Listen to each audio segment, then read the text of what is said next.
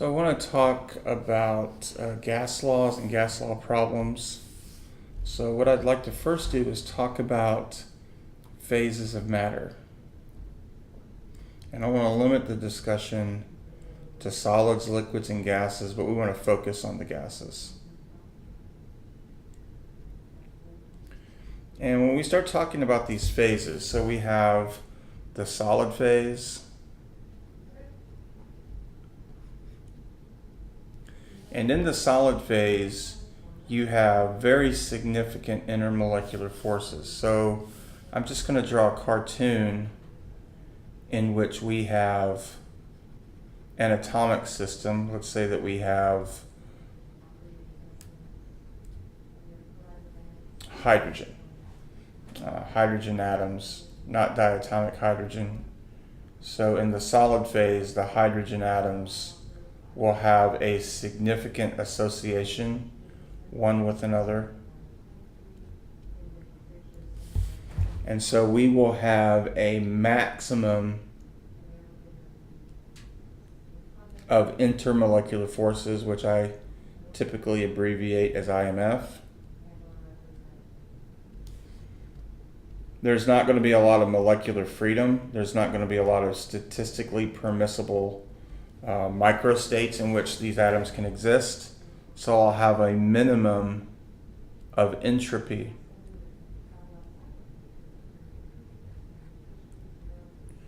But I'm also going to have a minimum of energy or a minimum of enthalpy because of the formation of all these IMFs.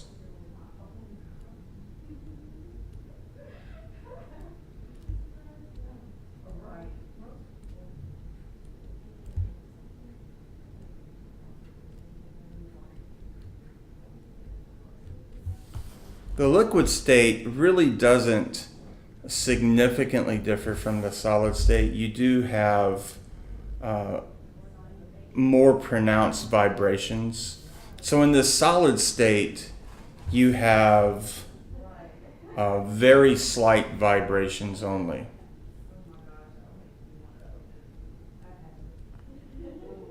So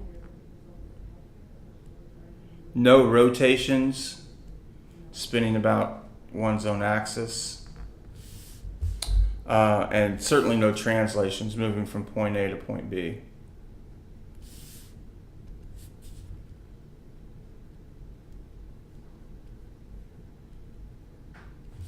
So in the liquid phase,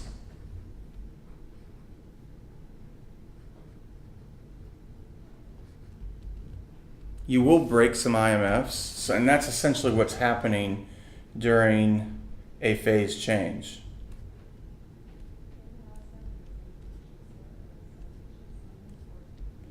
In the solid phase and in the liquid phase, the atoms are pretty incompressible.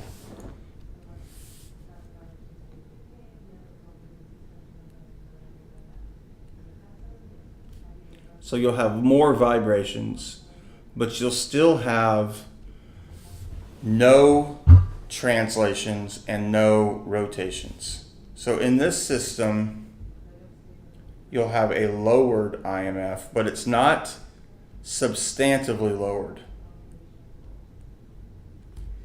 which means you're going to have to increase your enthalpy just a bit. So you'll increase delta S of the system, but you'll also increase the delta H.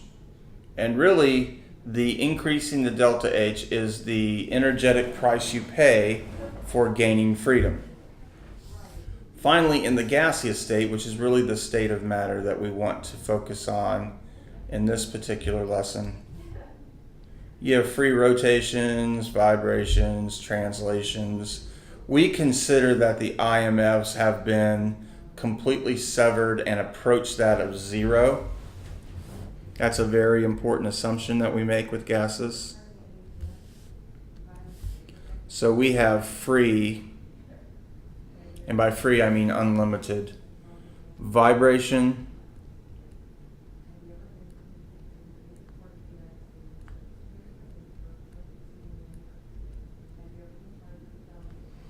free rotation,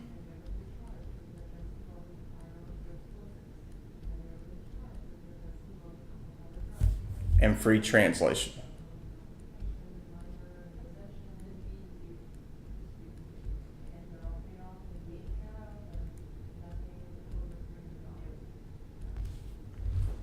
The molecules, the atoms, can move in a reasonably unhindered environment.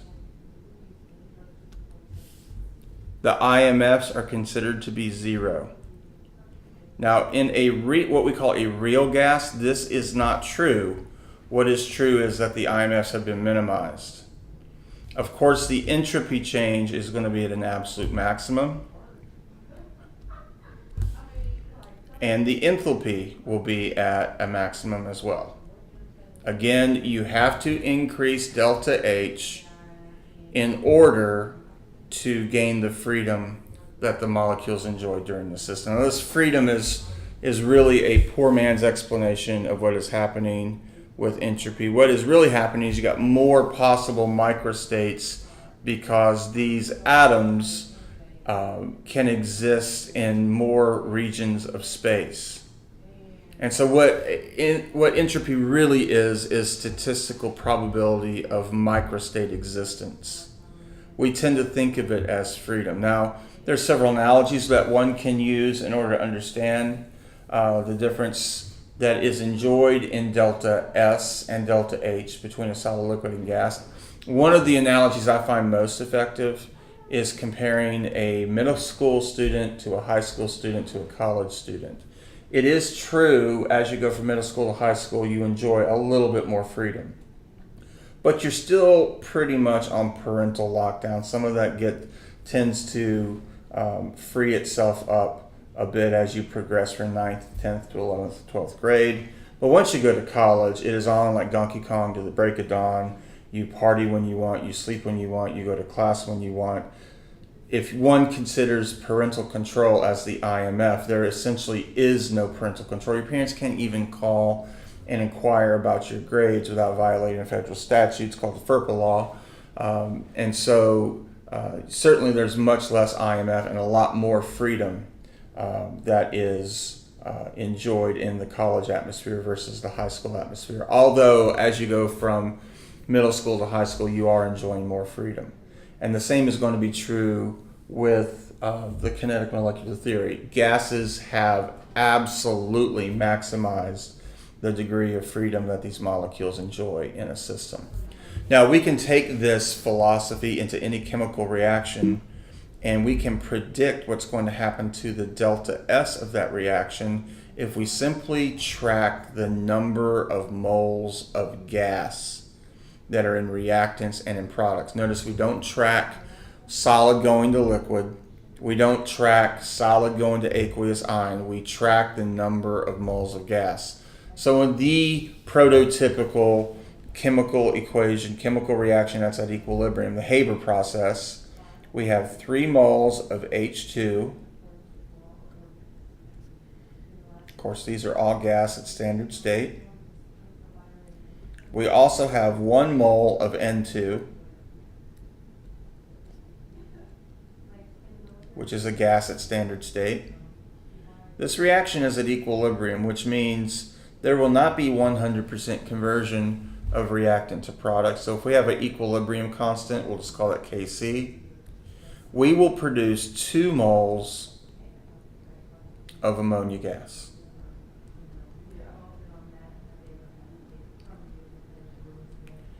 I can make a determination about the delta S of this reaction by simply taking the number of moles of gas in products. So delta S equals moles of gas in products minus the number of moles of gas in reactants. If I have more moles of gas in products than I do in reactants, the change in entropy will be positive. I'm creating more particles, more gas particles that have more rotations and vibrations and translations, more freedom, more entropy. However, as in this example, going from 4 moles of gas to 2 moles of gas, the delta S will be negative. So this equation that I've simply derived is there to give you a numerical answer. In this reaction, you have a negative delta S. Now, we've talked about thermodynamics previously, but let's just tie all this together, because we know that delta G is equal to delta H minus T delta S. And of course, delta H could be positive or negative. Delta S could be positive or negative. There are 4 permutations for delta H and delta S. Since we've already determined that delta S is negative, I can eliminate the first set of parameters, I can eliminate the second set of parameters.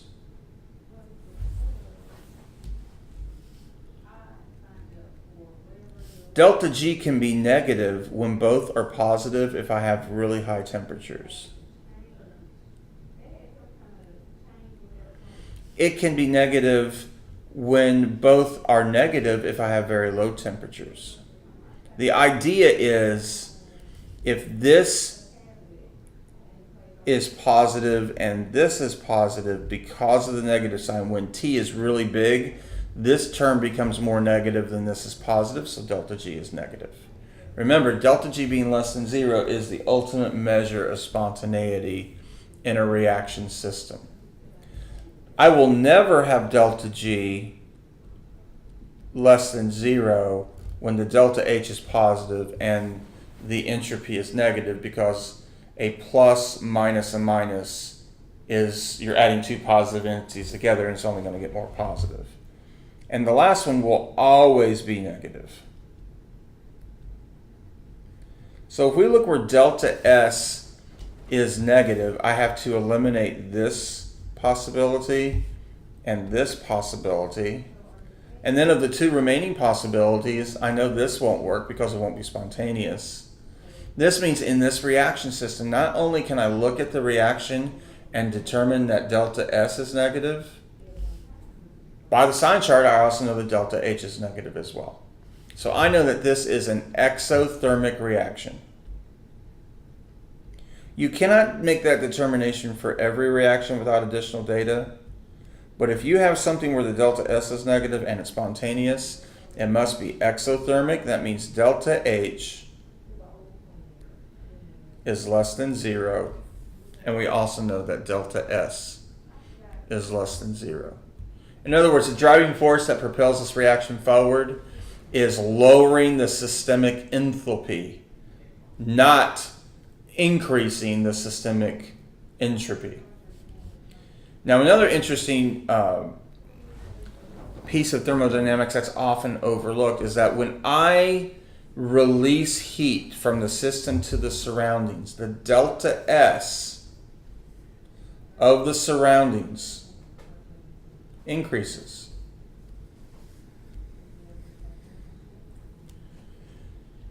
I already know that the delta S of the system decreases.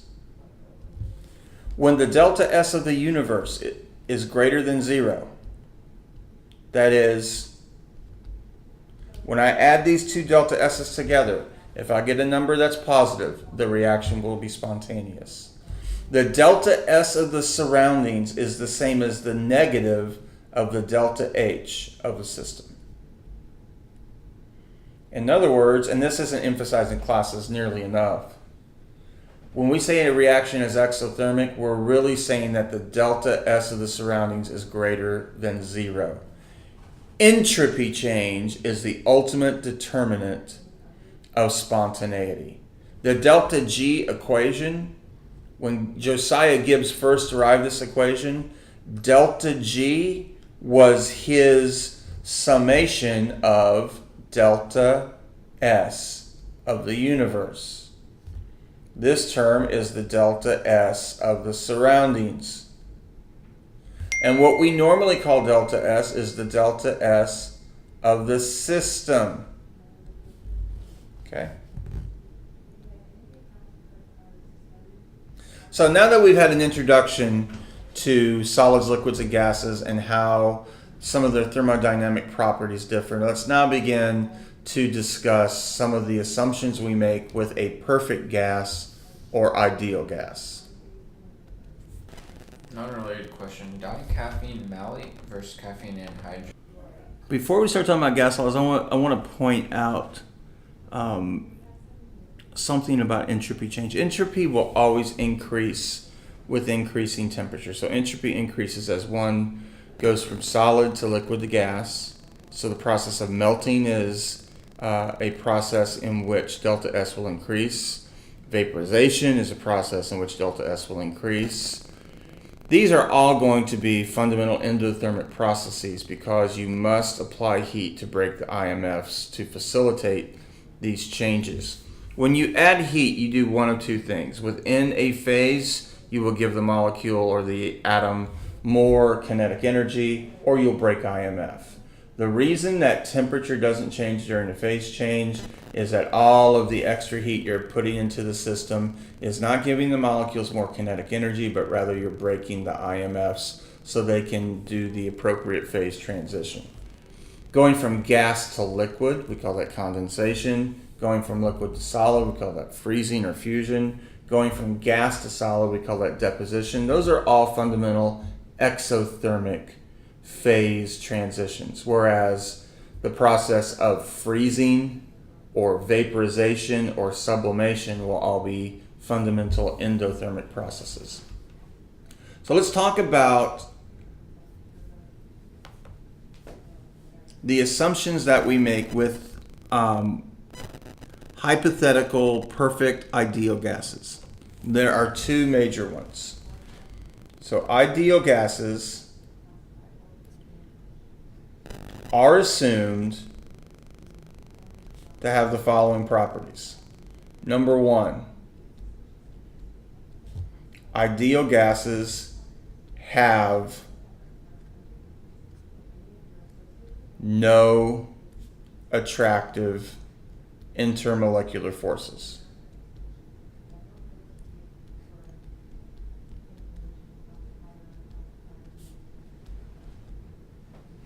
Again, we know that this is BS because molecules will shift electron density to make induced dipoles. You could also have molecules like CO2, which have permanent dipoles.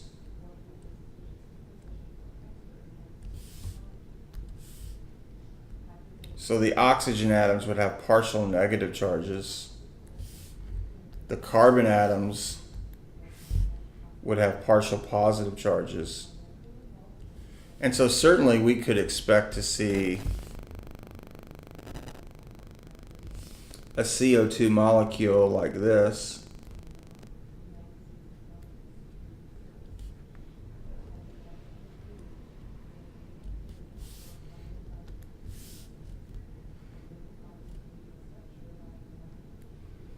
Or a partially positively charged carbon interacts with a partially negatively charged oxygen. But in the hypothetical world of ideal gases, we assume that these IMFs are zero. Meaning molecules like CO2 that make strong permanent dipoles will deviate from ideality very significantly. Number two, we assume that ideal gases have negligible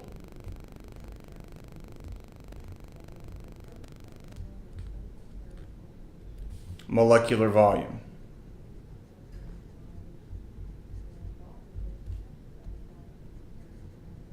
In other words, our gas molecules are points or dots.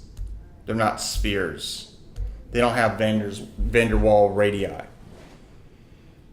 So what laboratory conditions allow these two assumptions to be realized? There are two, they're very significant, and they're almost always on standardized exams. Number one, a very high temperature.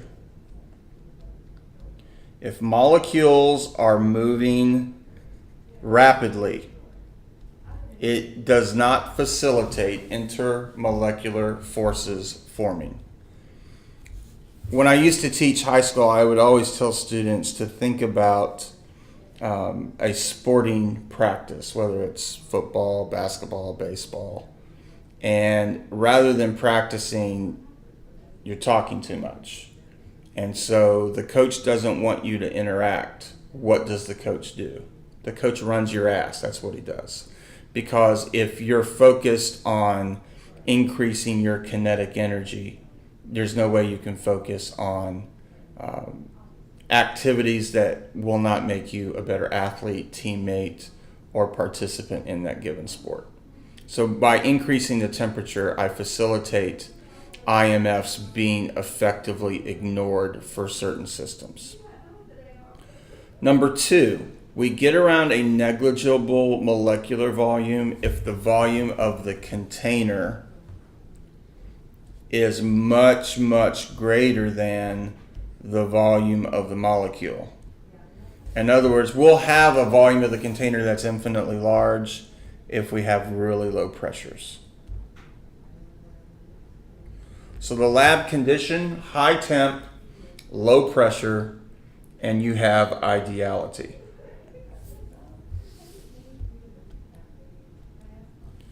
Now let's talk about some fundamental gas laws. I'm not a big proponent of memorizing gas laws. However, one gas law that you absolutely should know for your exam is the combined gas law. P1 V1 over T1 equals P2 V2 over T2. There are three conditions that decompose the combined gas law to three gas laws named after influential scientists who studied gases. First one, isothermal conditions. Of course, as you might guess, isothermal is going to be constant temperature. That means T1 is equal to T2. If T1 is equal to T2, we get P1 V1 equals P2 V2. This is Boyle's law. There's lots of ways we can represent Boyle's law. Probably the best way is that the product of pressure and volume will always equal a constant number. This means that pressure and volume are inversely proportional. If pressure goes up by a factor of 3, volume goes down by a factor of 3, because the product of pressure and volume is always equal to a constant. For example, if I have 3 atmospheres of pressure as my initial pressure, and I have 75 milliliters of volume as my initial volume, 75 times 3 is 225 atmosphere milliliters. I'm not going to bother changing units. I'm trying to illustrate a larger point. And let's say I know that the final pressure P2 is equal to 1 atmosphere. Well, look, the pressure went down by a factor of 3. The volume should go up by a factor of 3. I multiply 75 times 3. I get V2 equals 225 milliliters. Notice that 3 times 75 is equal times 1 times 225. They both equal 225. In this case, the constant is 225 atmospheres per mil. They'll all equal the same constant value. That's Boyle's law. Let's take the same combined gas law now, and let's look at a different condition. So we'll begin with P1 V1 over T1 equals P2 V2 over T2. Now we're going to do isobaric conditions, constant pressure. This means that P1 is equal to P2 and they effectively drop out of our equation. I get V1 over T1 equals V2 over T2. This is better known as Charles' law.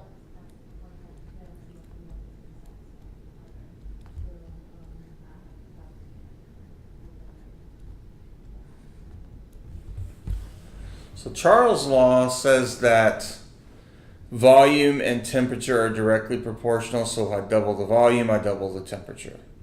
So one great application of Charles' law,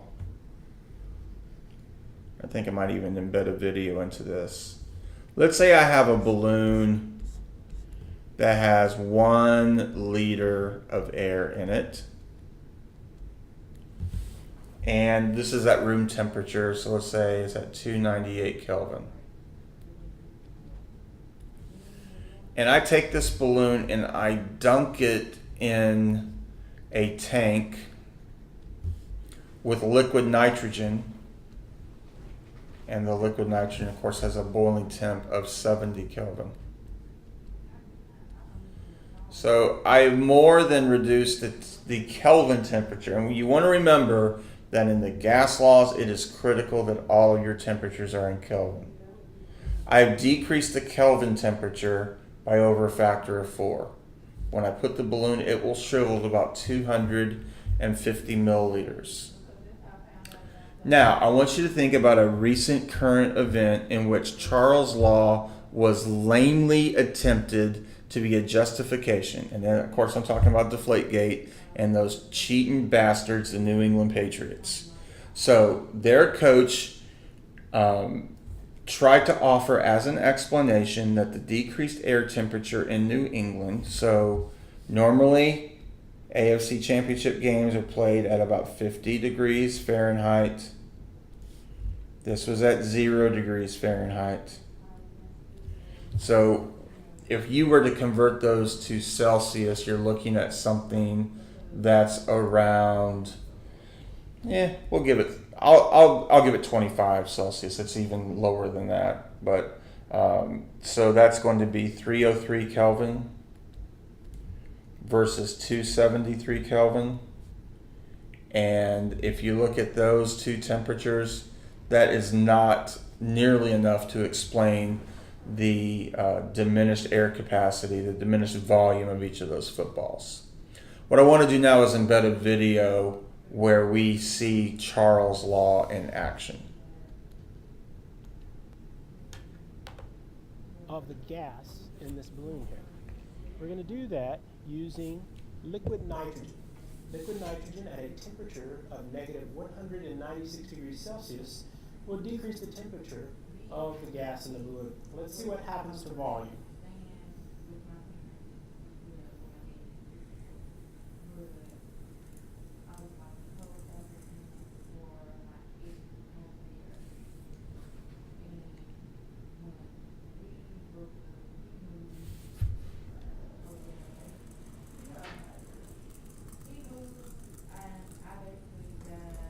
As you can see, the volume of the gas in the balloon decreased when temperature was also decreased. As the temperature of the balloon starts to increase back to its normal room temperature, you see that it goes back to the original volume. So that's a nice demonstration of Charles' law. So when you pour the liquid nitrogen, the volume decreases, and then when the temperature heats up to room temp, the original volume is restored.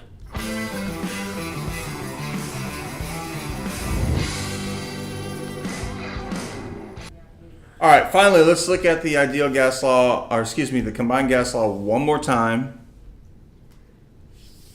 And this time we're going to have isochoric conditions. Isochoric, constant volume. which means V1 is going to equal V2 and effectively drops out of our equation. We get P1 over T1 equals P2 over T2. Again, this is isochoric conditions. And this is called Gay-Lussac.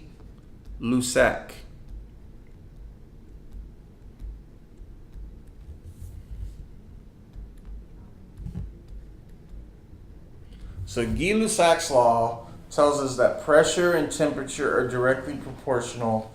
Anyone who drives a car that has nice gadgetry and will monitor your tire pressure in real time knows that unless you have a leak, as you drive your car, your tire pressure increases due to the increased temperature of the friction between the molecules of the road and the molecules in the rubber of your tire.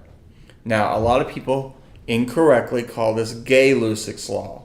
I'm going to give you just a short story of telling you why you should respect the fact it's Gay-Lussac. Gay-Lussac, unfortunately, was a nobleman during the time of the French Revolution, and he sided with the side that got the guillotine. So as Gay-Lussac is actually in prison awaiting his execution, his wife comes and tells him 3 days before his execution that she's been in the middle of a torrid love affair with Lord Kelvin. Yeah, that Kelvin, the thermometer guy. So just before Gay-Lussac lost his head, he lost his mind. So you might want to show him a little respect. Gay-Lussac's law tells us that pressure and temperature are directly proportional. So what I would like to do before I go into the ideal gas equation and before I go into Graham's law of effusion and before I go into the relationship between molar mass and root mean squared velocity is I actually want to open some DATs and to solve some problems that center around what I've presented thus far in this content lesson on gases. All right, so we have a conceptual question on full-length exam 1, and the question simply asks which of the following is true of an ideal gas. So we want to remember that we've already discussed that ideal gases have no real molecular volume and they have no real IMF. Those are the assumptions, okay? So if we assume that there's ideality, we can introduce yet another mathematical relationship. And that mathematical relationship is the famous PV equals nRT. P is pressure, V is volume, N is the number of moles. R is the universal gas constant, and for DAT, PCAT, MCAT, R in gas laws is always equal to 0.0821 liter atmospheres per mole Kelvin. So this is a very important mathematical equation. Now let's get back to our question. Which the following is true of an ideal gas? A states volume is independent of pressure, all other things being equal. That's absolutely false. They're inversely proportional. We've already established that with Boyle's law. So A is incorrect. B states the pressure is inversely proportional to the number of moles. That is not true because pressure and number of moles are both numerators on opposite sides of the equation. They're directly proportional to one another. The volume is directly proportional to the pressure.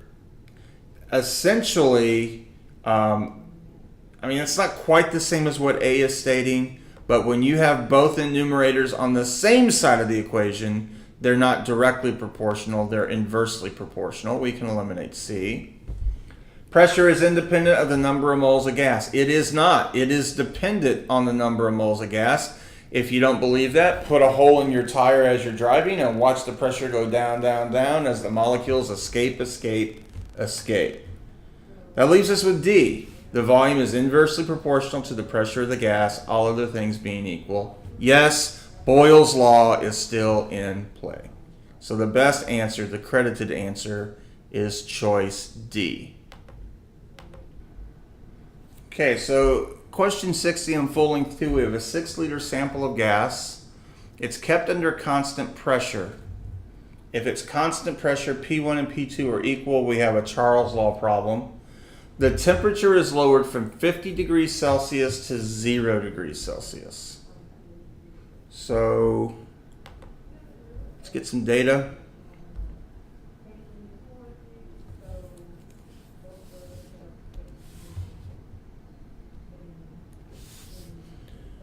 I know that V1 over T1 equals V2 over T2. V1 is 6 liters. T1 is 50 degrees Celsius. Now that's going to be 323 Kelvin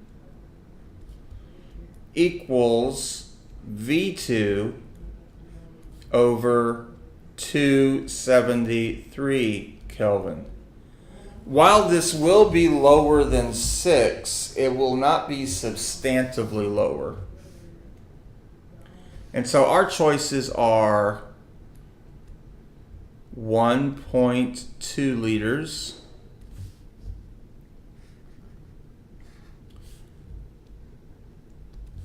2.3 liters,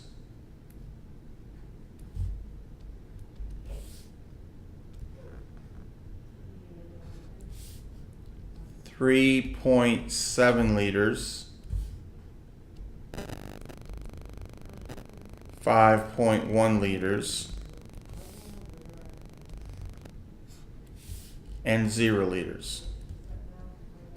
Okay, so let's, rather than playing their crazy mathematical game, which I suggest you don't do, first of all, I know that although this is going to be less than 6, it's going to be, by what fraction is 273 over 323? I mean, you could estimate that right there. We could even be aggressive with this and say it is 28 over 32, which is reasonable, which is going to be 7 over 8. And 7 over 8 is about 86%. All right, so A and B are just dumb. E is just dumb because those are less than 50%. C is dumb because even if we rounded that up to 4, that would only be 66%. 5.1 over 60 reduces to 17 over 20, which is about 85%. Makes perfect sense. Pick D and move on. Life is good.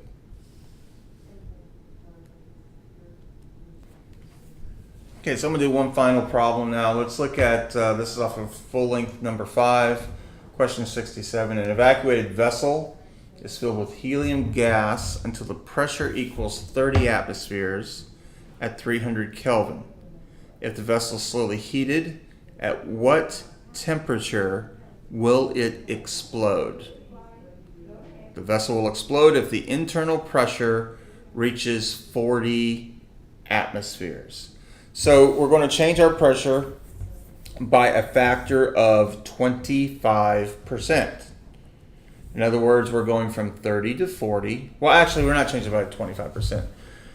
When we do a percent change, we're going from 30 to 40. That's a change of 10. The original is 30. We're changing it by 33%, which means we want to change 300 Kelvin by 33%. A third of 300 is 100. We add 100 to 300. We get 400. Boom, we're done. If you don't want to write anything down and you want to go on and be happy, let me show you how to do the formal mathematics if that bothers you.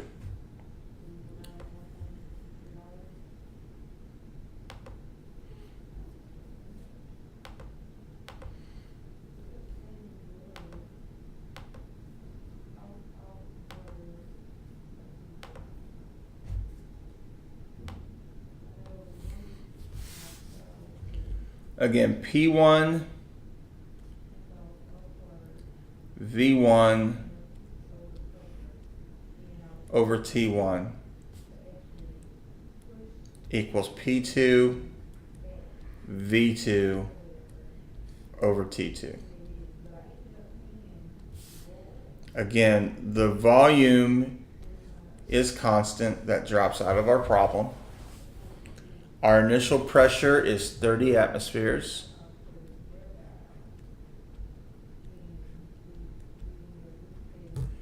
At a temperature of 300 Kelvin, it explodes when it's at 40 atmospheres over X. And I mean, if you look at this at all, notice that the 3's cancel and one of the zeros cancels. This is 1 over 10. 1 over 10 equals 40 over a number 10 times 40, which is 400, which is the credited response. 400 Kelvin.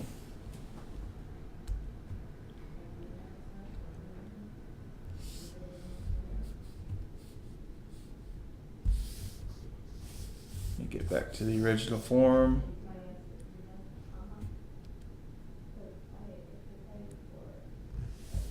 $400 Kelvin. Answer choice C. So I'm going to stop this particular podcast for now. We will pick up with more ideal gas law problems, and I will extend into root mean squared velocity and Graham's law of effusion.